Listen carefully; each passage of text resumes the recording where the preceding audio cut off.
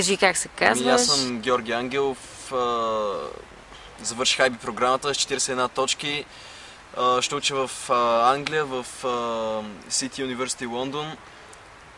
Каква специалност? Специалността ми е финанси и води се като Investment and Financial Risk Management. За самата специалност много ми помогна факта, че избрах икономика в IB-то. Значи самия подбор на предметите е много важен.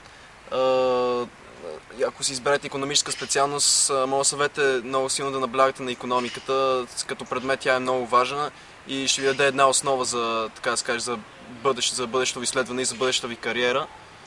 Какво ще кажеш за UCAS центъра, който е в гимназия Златарски? UCAS центъра е много полезен, значи съветвам всички да кандидатстват през него. Значи там кореспонденцията става бързо, просто трябва да се регистрирате, в смисъл учителите ще ви помогнат с това.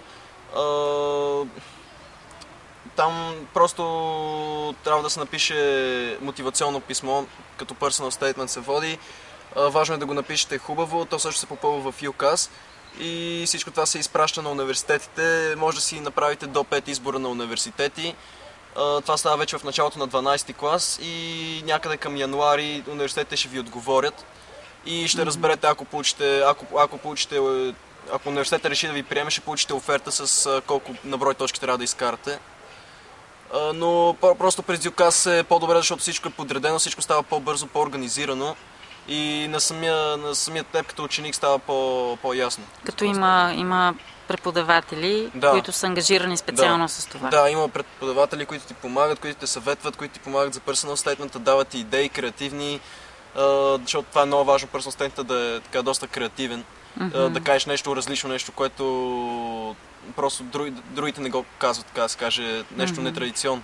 А ти как се ориентира в специалността, която искаш да учиш? Значи аз реших, колебах се, първо мислих да взема менеджмент, но понеже съм така добър в математиката, избрах финанси и даже самата ми специалност първата ми беше с банково дело, но по-късно, в смисъл вече лятото, аз реших да я променя с инвестиции, която взех сега, сякаш е по-близко до това, което искам, заради това промених.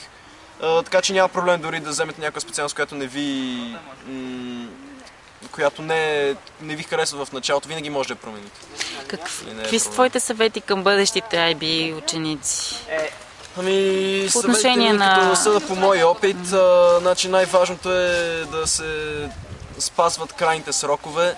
Значи, това наистина е много важно, понеже крайните срокове не идват от наше училище или от България, те идват от чужбина. В чужбина там хората в това отношение са много твърди. Ако изпуснеш крайните срокове, просто е много вероятно да не вземеш IB диплома.